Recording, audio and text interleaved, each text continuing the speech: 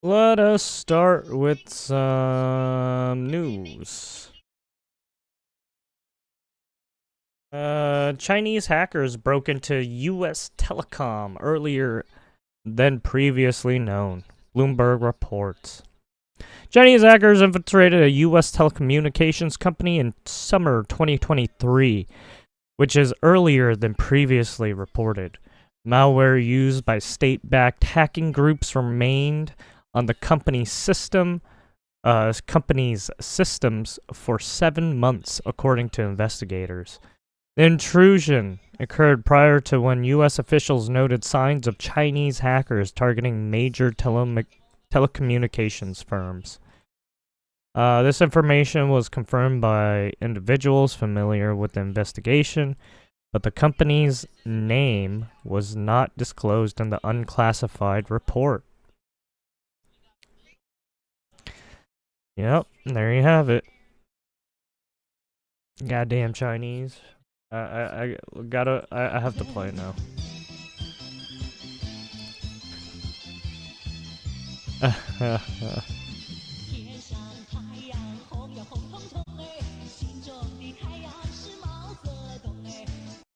Alright. Oh shit, I forgot to.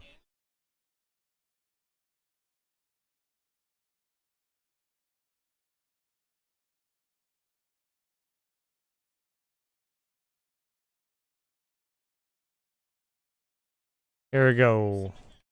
Elon Musk claims Donald Trump is in the Epstein files, yes. That is the real reason they haven't been made public. Elon Musk claimed on June 5th, 2025, earlier today, that Donald Trump is mentioned in the U.S. government documents known as the Epstein files. Musk's statement followed an escalating feud with the President Trump on social media, highlighting the controversy around Epstein-related disclosures. Jeffrey Epstein was a convicted sex offender, died in Manhattan jail 2019. Authorities declared apparent suicide. Musk shared messages, X platform hinting significant undisclosed information links real Donald Trump to Epstein files. White House did not respond to requests for comment, leaving the implications of Musk's claim and the file's secrecy unresolved. Yeah. He was going there was a back and forth with him and on Twitter and shit.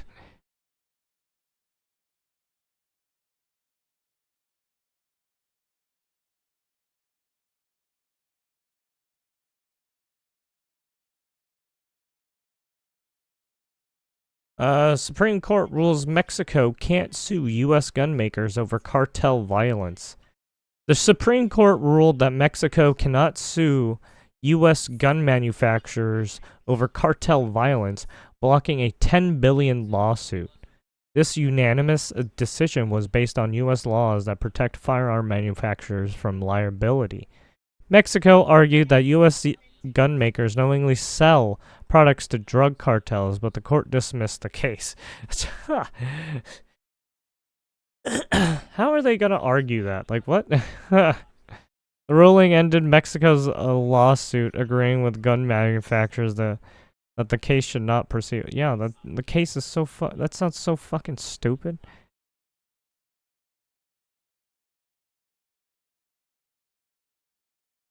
The fact that they're trying to pull like what citizens do when they get all hot and bothered because their loved one was got by a firearm because the person behind it decided to fucking take their own life sometimes, and it's just like, oh, we're gonna go after the guns now. We cannot stop going after guns. We must put more gun control. So we can put more guns in our mouths so we can blow our brains out. Oh, sorry. Goddamn. It's just so fucking brain dead what they do with the whole targeting gun manufacturers. It just never made any sense. Right? The inanimate object does not fucking kill people. People kill people. All right. You're just mad your loved one got by some fucking murderous fuckhead.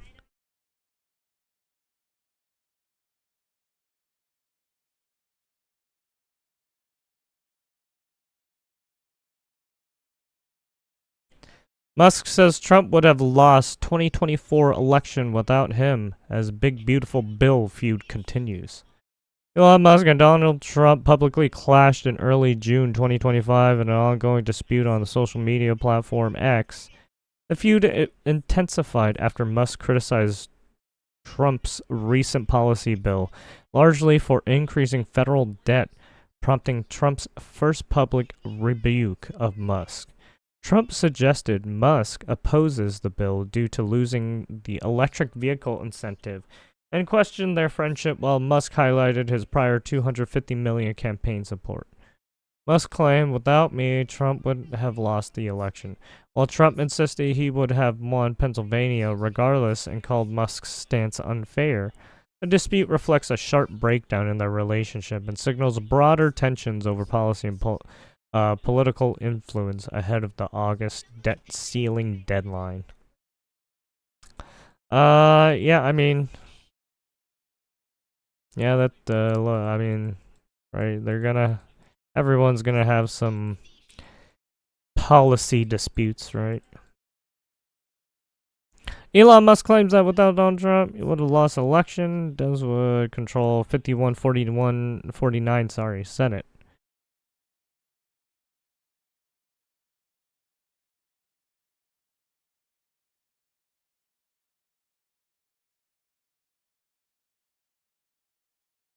I mean, then again, yeah, the EV stuff, yeah, that does hurt Musk, even if even if the whole EV thing is fucking retarded.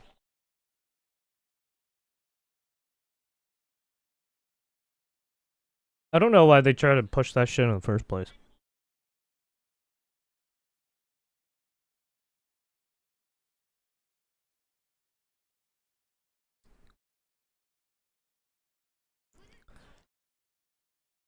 Stock slip as Trump Musk feud weighs on Tesla. Are you actually? Stocks slip as Trump-Musk feud weighs on Tesla. Oh yeah, hey. By Seed Azar and Kanchana Chakravarti and Sukriti Gupta.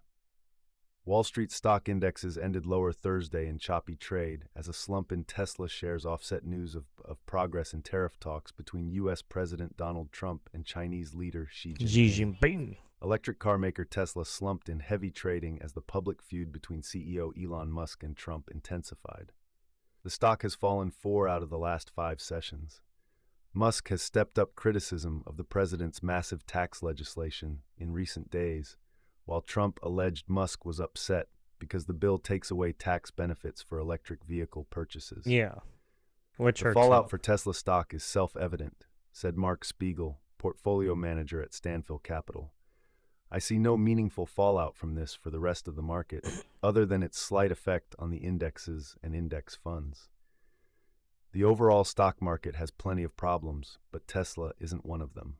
Investors focused earlier on news that Trump and the Chinese leader had invited each other to their respective countries for future visits, fuck. as shown in U.S. and Chinese summaries of their phone call on Thursday. A recent dispute over critical minerals had threatened to tear up a fragile trade truce between the two biggest economies. According to preliminary data, the S&P 500 lost 31.30 points, or 0.52%, to end at 5,939.51 points. Holy shit! While the Nasdaq Nasdaq Composite lost 159.65 Maybe I should turn down my screen brightness. points, or 0.82%. I just noticed my to face 19,300 on the OBS. 84. Like super The Dow Jones Industrial Average fell 104.93 points, or 0.25%, to 42,322.81. Too much light. Weaker than expected U.S. private payrolls and services sector data on Wednesday raised concerns about an economic slowdown caused by trade uncertainties, with investors focusing squarely on Friday's non-farm payrolls report.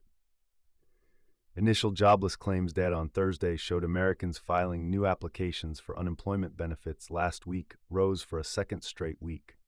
Kansas City Federal Reserve Bank President Jeff Schmid on Thursday expressed concern that tariffs could rekindle inflation, saying upward price pressure could be apparent in coming months, but not fully known for much longer.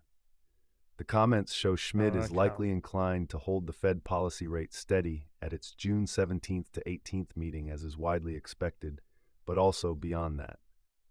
Despite calls from Trump to slash rates, Fed Chair Jerome Powell has opted to stand pat so far, awaiting further data to guide the policy decision as tariff volatility prevails.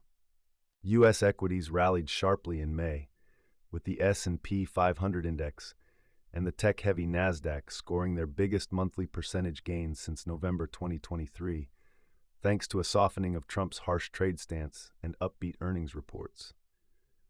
Brown-Forman fell sharply after the Jack Daniels maker forecast a decline in annual revenue and profit. Havoc is now following. Procter & Gamble said it will cut 7,000 jobs, or about 6% of its workforce, over the next 2 years in a restructuring. Shares of the consumer goods bellwether fell. Oh, I have it.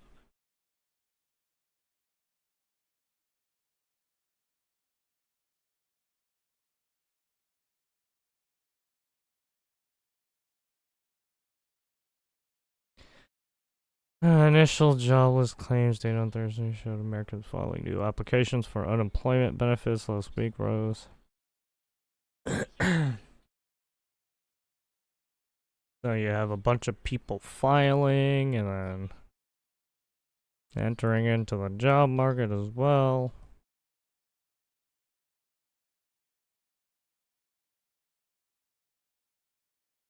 Did I get this? Finance? Yeah.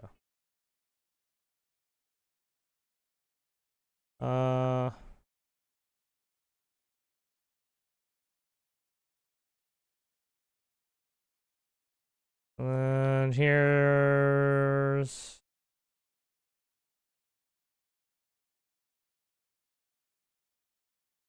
the Trump and Elon fighting, I think, yeah. Threatening to cut Elon Musk's federal subsidies and contracts, saying it's the easiest way for the U.S. to save billions and billions of dollars.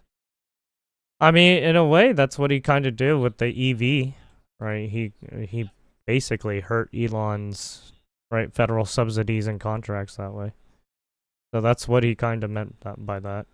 Further, Trump and Musk was wearing thin, which is why the president asked him to leave the Trump's posts came a few hours after telling reporters that the once great relationship with SpaceX and Tesla CEO might be permanently altered. The easiest way to save money in our budget, billions and billions of dollars, is to terminate Elon's governmental subsidies and contract. I was always surprised that Biden didn't do it. Trump cited the Post-Truth Social. Must fire back a short time later in light of the president's statement about cancellations of the government contracts. SpaceX will begin decommissioning its Dragon spacecraft immediately. In an earlier post, Trump said, Elon was wearing thin. I asked him to leave. I took away his EV mandate that forced everyone to buy electric cars that nobody else wanted, that he knew for months I was going to do. He just went crazy. Musk quickly replied, such an obvious lie, so sad. The post was added to the stunning fallout between the president and Musk, the erstwhile chief of Department of Government Efficiency, which started Tuesday afternoon when Musk called Trump's big, beautiful, sweeping tax and policy bill a disgusting abomination. Well, I mean, it is kind of a abomination. The fact that Trump always tries to do these bills where some of the stuff in the bills, right? Some of the whatever, the government funding, he added a whole bunch of other shit to it that didn't make any sense instead of just separating them. He just wanted to push like a huge bill like he always fucking did. He did this back in his first term too. At least he tried to. Since then, most acutely on Thursday, the pair have been lobbing social media bombs at each other. Trump told the reporters Thursday that Musk was upset that Trump yanked the NASA nomination of Jared Isaacman on Saturday, 24 hours after Trump held an Oval Office send-off for Musk. Oh yeah, he didn't. Yeah, I mean he didn't choose him for some reason. I can understand why he's upset. Trump told reporters Thursday. Musk posted a series of rebukes of Trump's remarks in real time, including saying Trump owes his election to him, and that Republicans would have lost the Senate. Yeah, I don't know. Yeah, I did. Yeah, saying that's not. Without me, Trump would have lost the election. Dems would have controlled the House. The Republicans would be 51-49.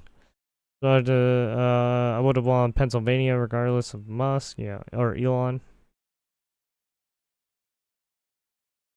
Elon is upset because we took the EV mandate, which was a lot of money for electric vehicles. And they're having a hard time with the electric vehicles. And they want us to pay billions of dollars in subsidies. Let's fire back.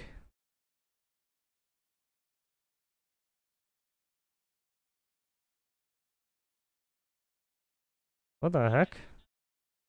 God damn it. What the fuck? Goddamn bots. Why didn't I see that in Restream? Oh, is my... Wait, what? Oh, yeah, it's connected.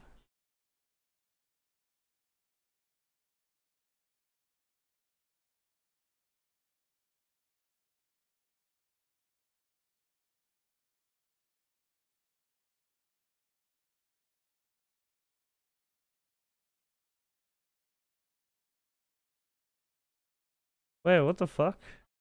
How come I pick on...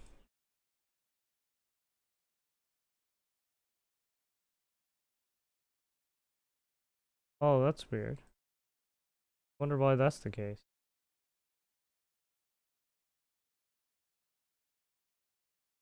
Gotta pop out the chat now.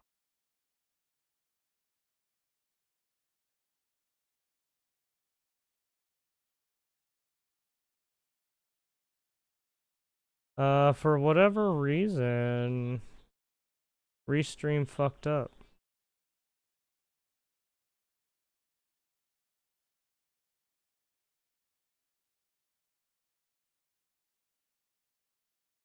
I don't know why that happened.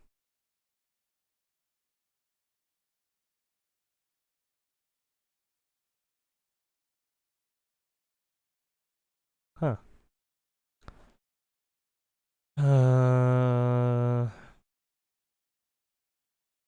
Musk fired back at the EV claim, repeating his contention that the Trump criticism had nothing to do with that, and rejecting Trump's claim that Musk was privy to the crafting of the House GOP legislation. False. This bill was never shown to me, even once, and was passed in the dead of night so fast that almost no one in the Congress could have even read it. I mean, I hate to say it, but a lot of the politicians like to do that kind of shit.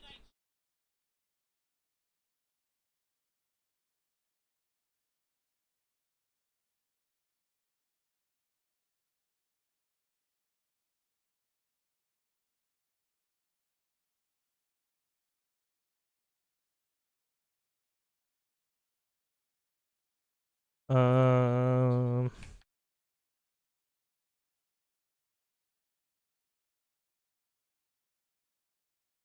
Oh, I forgot to.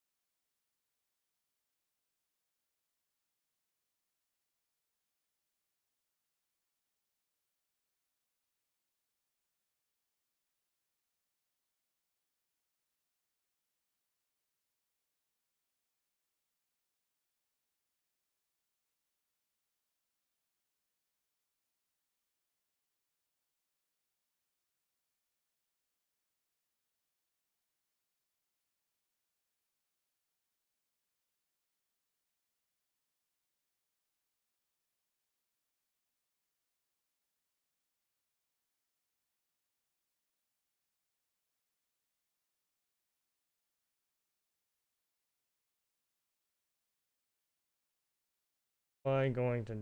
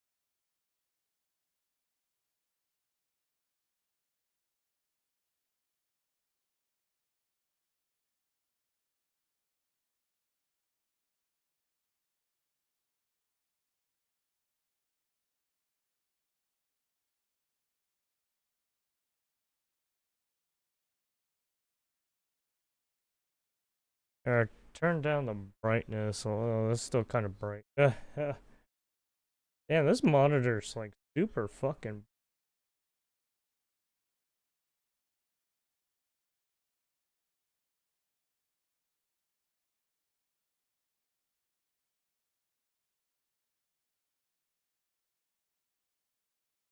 Eco! God damn, that's bright.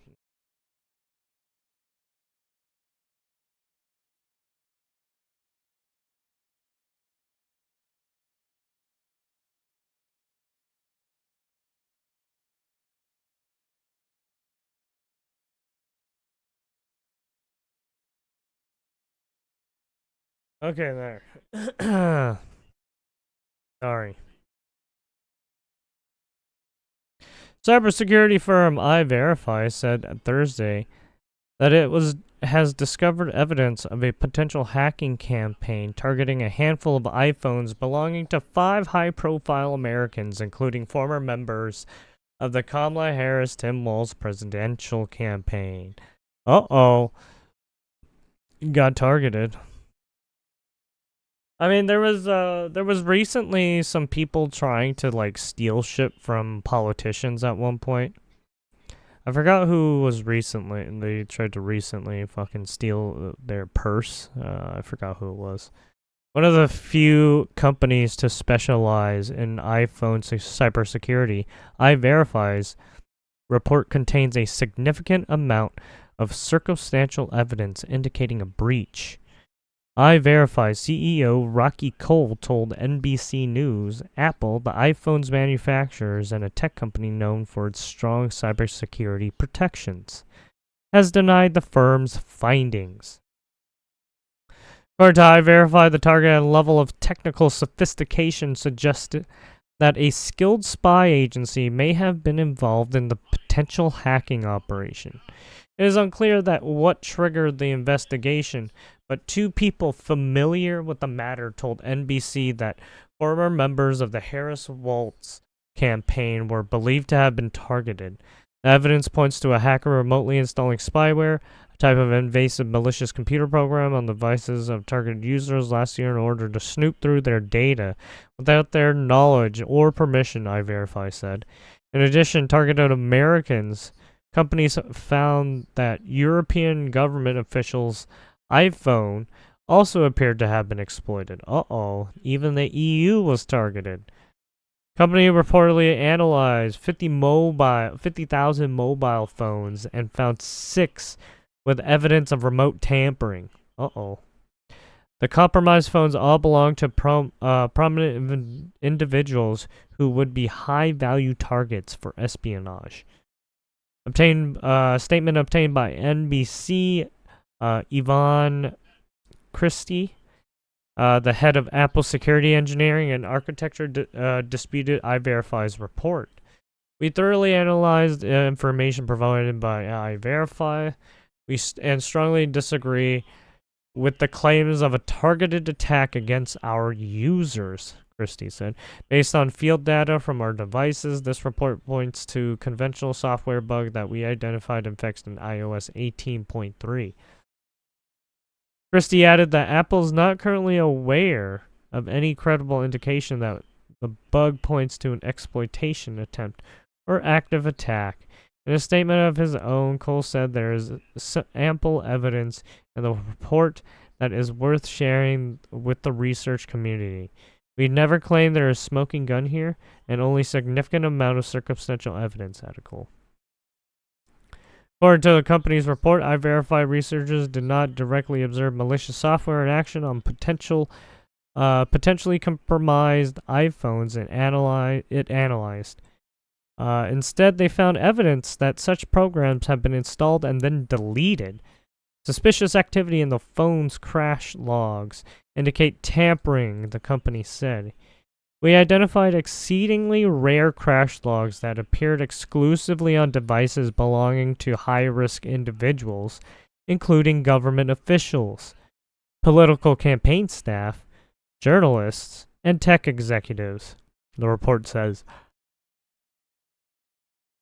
At least one affected European Union government official received an Apple threat notification approximately 30 days after we observed this crash on the device, and forensic examination of another device revealed signs of successful exploitation. Andrew Hoog, one of the founders of phone security company Now Secure, told NBC that iVerify's analysis and conclusions are credible and consistent with what we've observed over nearly a decade of mobile zero-click attacks. There you have it.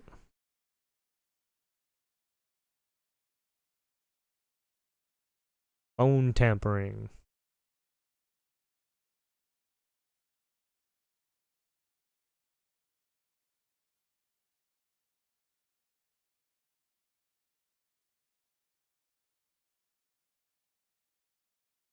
Okay.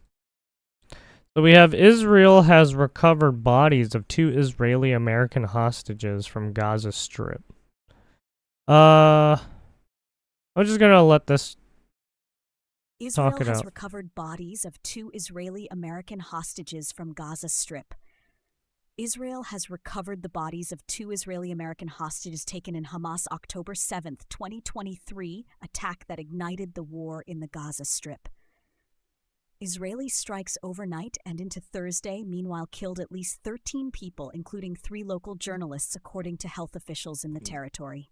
Prime Minister Benjamin Netanyahu said the remains of Judy Weinstein and Gad Haggai were recovered and returned to Israel in a special operation by the Army and the Shin Bet Internal Security Agency.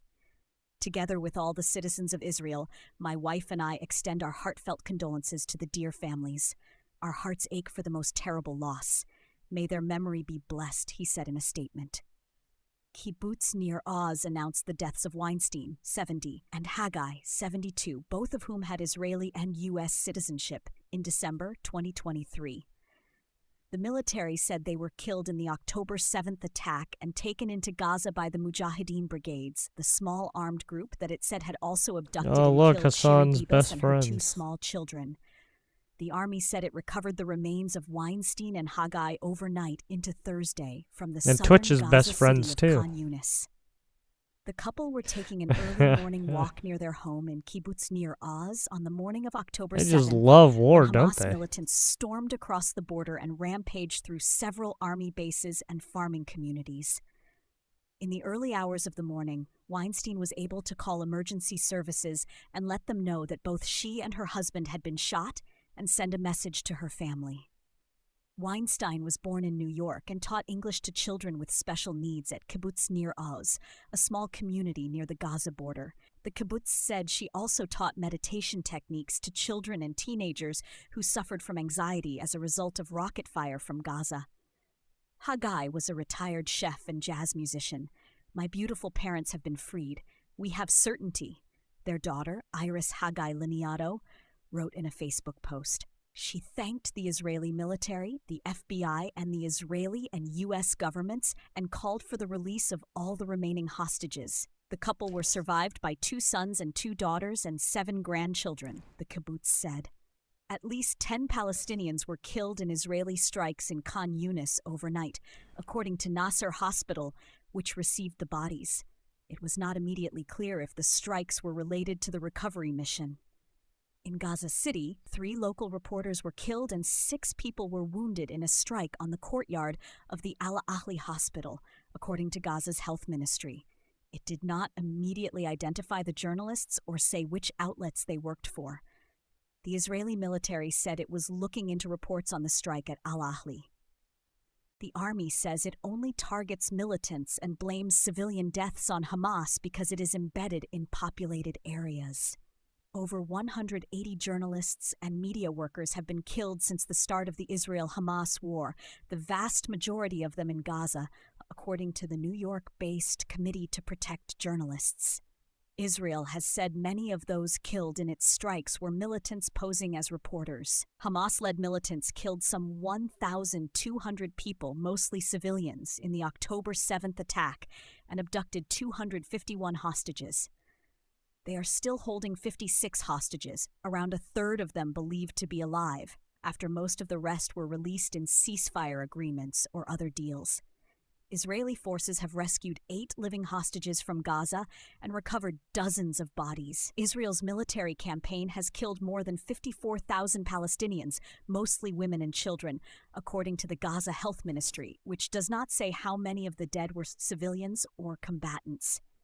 The offensive has destroyed large parts of Gaza and displaced around 90% of its population of roughly 2 million Palestinians. The United States, Egypt, and Qatar have been trying to broker another ceasefire and hostage release after Israel ended an earlier truce in March and imposed a blockade that has raised fears of famine, despite being eased in recent weeks. But the talks appear to be deadlocked. Hamas says it will only release the remaining hostages in return for more Palestinian prisoners, a lasting ceasefire, and an Israeli withdrawal from Gaza. Yeah, I mean, obviously they're going to want, right, prisoner exchanges. Netanyahu has rejected those terms, saying Israel will only agree to temporary ceasefires to facilitate the return of hostages.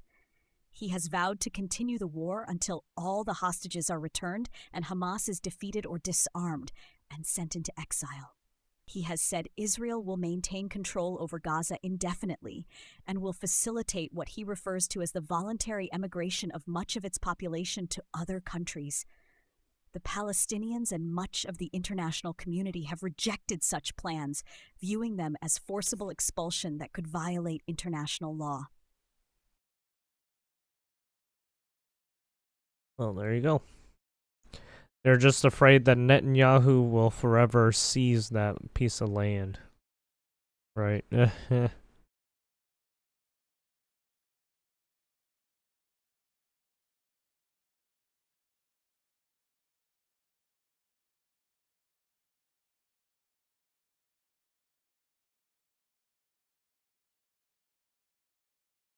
We got EV fueled Inferno forces crew to abandon ship carrying 3,000 cars across Pacific.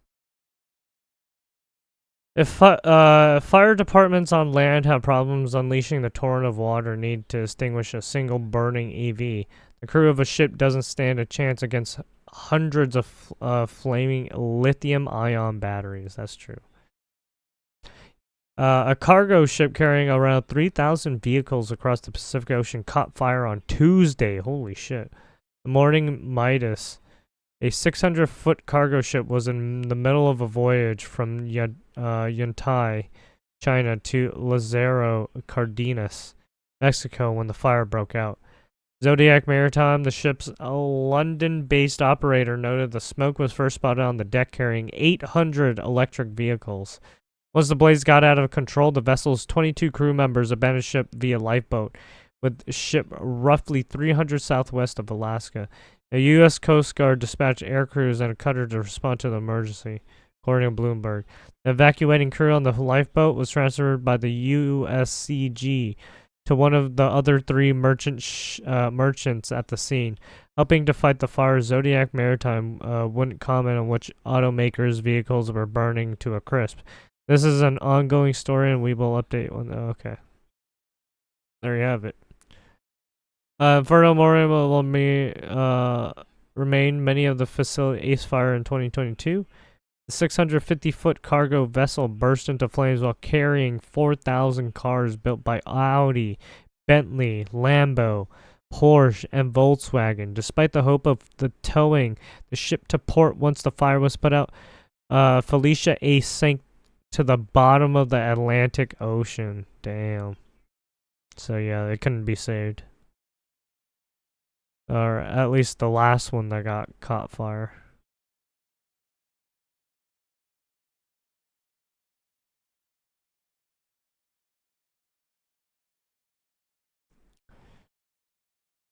In the middle of the task crew, it often takes tens of thousands of gallons of water to douse a solid current, emphasizing early detection and limiting the use of by letting EVs burn while containing any potential spreading.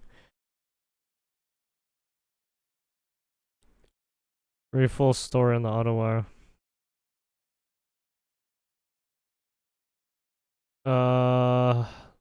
Start contain is anything but under control.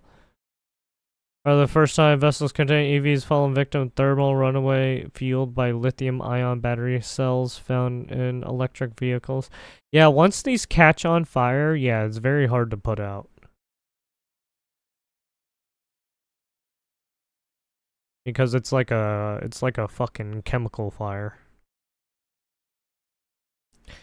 And they spread fast too.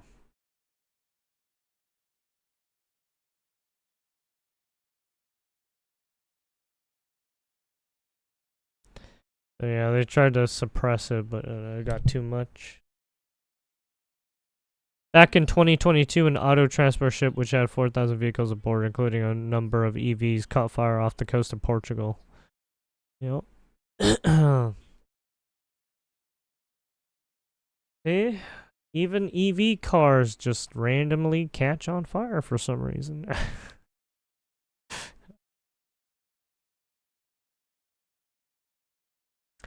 Package discharges in back of UPS truck in Los Angeles. Hazmat team investigate package exploding.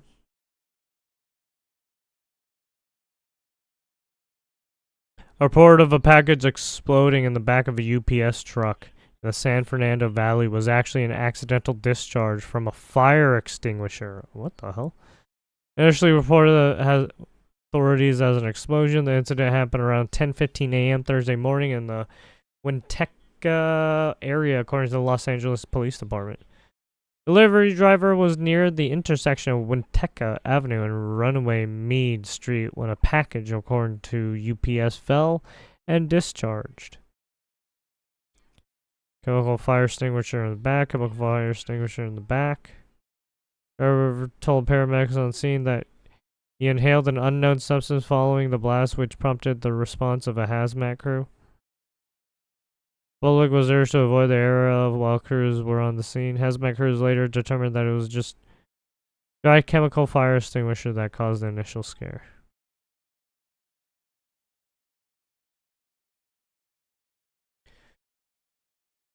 Judge threatens to boot Diddy from his own trial for nodding vigorously at jury and warns mogul over his behavior. Uh-oh. A judge had threatened to remove Sean Diddy Combs from the courtroom for nodding vigorously at juries during his sex trafficking trial. Judge Aaron Subramanian admonished Diddy for reportedly interacting with the jury during testimony given by fashion designer Brana Bungolan, a longtime friend of his former longtime partner Cassie Ventura. Mr. Agnifilo, your client, was looking at jurors and nodding vigorously. Subramanian said, referring to Diddy's lawyer, Mark Agnifilo. This can't continue, or I will give a limiting instruction you won't like, or other measures including barring your client from the courtroom. Do you understand? Subramanian asked Agnifilo if it would happen again. No, Your Honor, it's not going to happen again, Agnifilo responded. The judge then emphasized this cannot happen again. Throughout the trial, Diddy has been passing notes to his lawyers, shaking his head, leaning in to look at exhibits. The court artist, who has been sketching Diddy for more than half a month, told NBC News the rap mogul has been making facial expressions at jurors since the start of the trial. Yeah, if the judge catches you doing this, because it seems like you're trying to like sway the the jury and shit, it's like, yeah, don't do that. You're there. Your job is just to sit there and just to look forward and to testify if you're testifying, right? Can't be making faces. Diddy has always been blowing kisses to his mother as he watches from the courtroom gallery and making eye contact with jurors. When his lawyers were conferring with the judge on one occasion, Combs gestured it was cold in the courtroom by rubbing his hands together. He then looked to the jurors to see one of them rubbing his arms to keep the warm cold. Combs smiled with a smile, and the juror responded by nodding and smiling according to the outlet. Music mogul is facing trafficking, transportation, engage in prostitution, racketeering, conspiracy charges. He has pleaded not guilty. The judge scolding the defendant was one of many jaw-dropping moments Thursday. A woman who dated the music mogul from 2021 through 2024 took the stand in the afternoon telling the court about her hotel nights, which closely resembled the freak-offs Diddy and Cassie Ventura did for years. Uh-oh. The woman, who is testifying under the pseudonym Jane Doe, sounded nostalgic when calling the lust-filled start of their relationship until she was asked about May 2021 when she reached for a tissue and dabbed her eyes, noting that month marked her first hotel night. Is that Mia chick? Although she just wanted to be with her partner, she told jurors she felt obligated to perform these nights with him because he was paying her rent. These sex sessions often spanned 12 to 24 hours and would include a male escort, drugs, and 24 bottles of baby oil, she testified. Judge's reprimand came after Bungolan wrapped up her testimony. She testified Wednesday that she had been left traumatized after Combs dangled her over a set. Oh, okay, so this is the person I was thinking of. The person who got dangled, over the fucking side story. 17-story Los Angeles apartment after enduring 2 hours of harsh scrutiny. Oh man, oh fuck, man, this was holy shit. They actually got her. Man, she was able to testify. Yeah, so this was one of the Cassie Ventura's I think friends that I was thinking of, the person that got dangled. There saw a photo dated September 26, 2016 showing a large bruise on the back of Bungolan's leg. She said she sustained when Diddy slammed her onto patio furniture. She also testified that she took the photo hours after the incident transpired.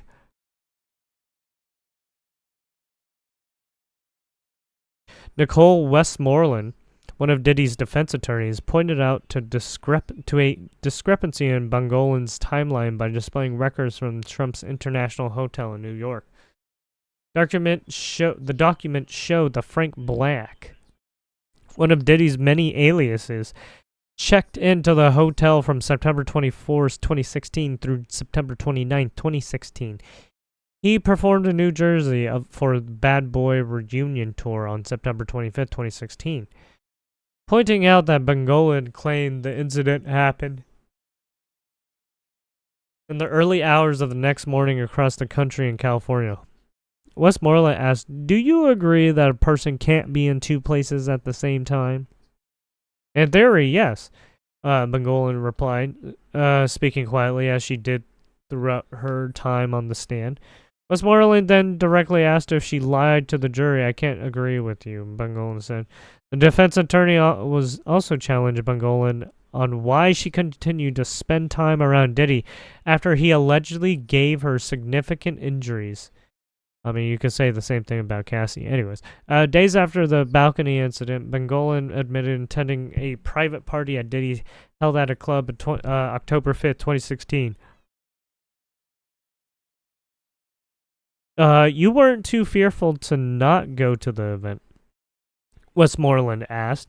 Bengolan then took a long pause before responding, I know I had a feeling inside, but I went.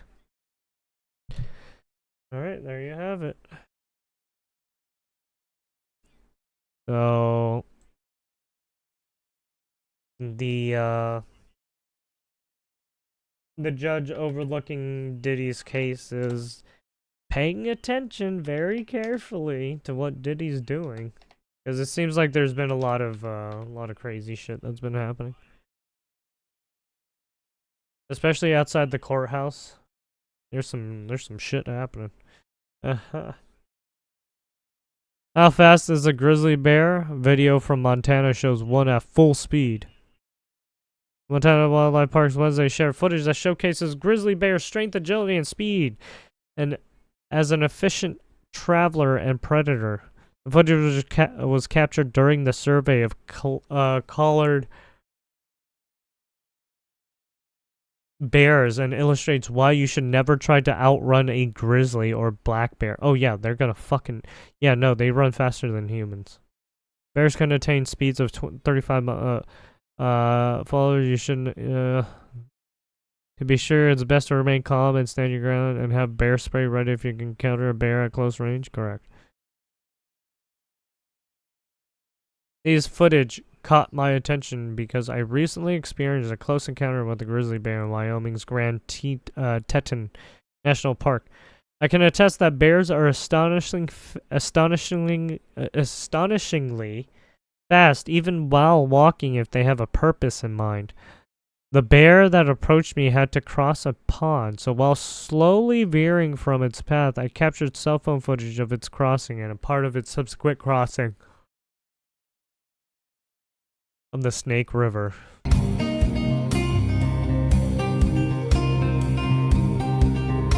at this fucking grizzly boy.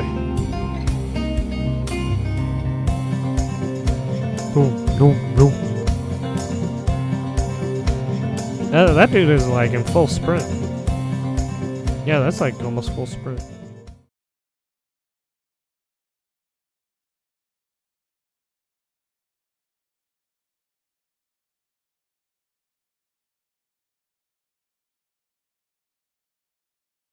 What do we got here? CoffeeZilla. I guess CoffeeZilla saw the thing with Elon Musk. Yeah, Elon Musk was like, fuck this shit.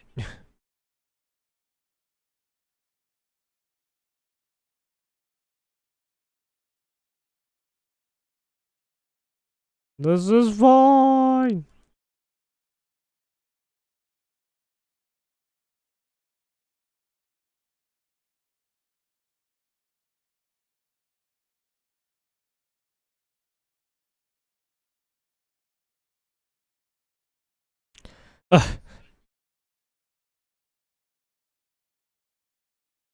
Oh Jesus. Elon is find out Trump is extremely vengeful. His government subsidies will be cut for these comments. Is he rich enough not to care? Donald J. Trump. The easiest way to save money in our budget, billions and billions of dollars, is to terminate Elon's governmental subsidies and contracts. I was always surprised that Biden didn't do that.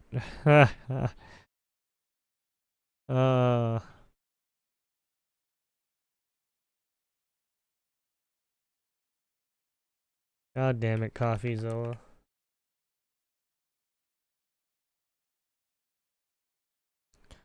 Trump threatens Musk's contract as the two men keep lobbing bombs. Yep. Oh yeah, we already talked about that. Oh yeah, they lobbed bombs. 6 new Supreme Court cases. Well, it was 5.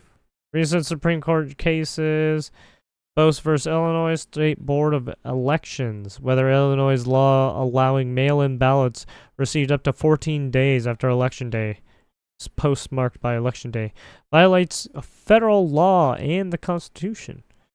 Republican Mike Bost and two presidential electors argued the law extends Election Day beyond the date set by Congress, diluting their votes and impairing their right to run for office. Lower courts dismissed the case for lack of standing. The Supreme Court will now review that issue. Case versus Montana. Issue extent of police officers' authority to enter a home without a warrant under the Fourth Amendment, specifically in emergency situations.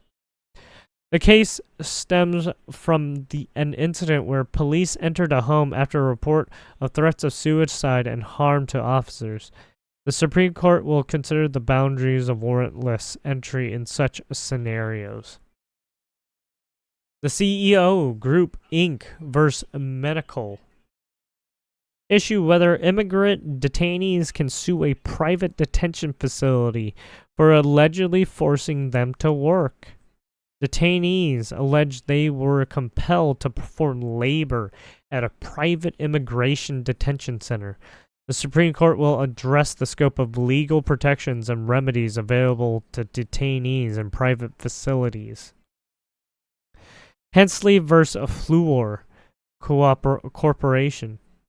Whether a U.S. soldier injured by a suicide bomber in Afghan can sue the government contractor that employed the bomber. Wait, what?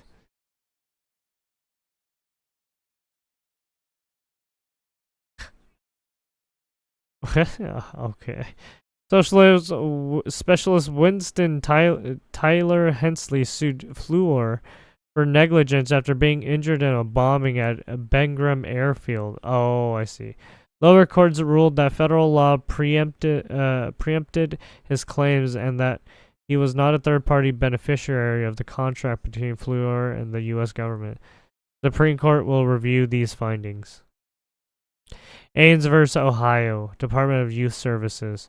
Whether members of majority groups and protected classes, heterosexuals, white people, must meet a higher evidentiary standard to prove discrimination under the Title VII.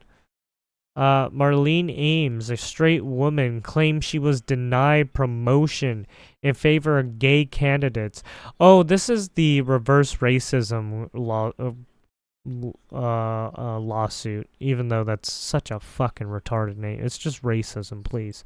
The Supreme Court unanimously ruled that Title VII does not require a higher standard for majority group plaintiffs, striking down the Sixth Circuit's background circumstances rule. Case is remanded for further proceedings on other arguments. There you have it.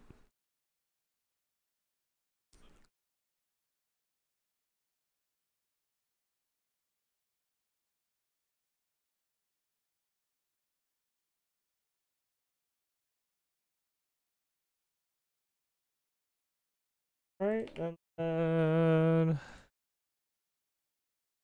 yeah, I think we're gonna do it for the readings there. Now we just got videos.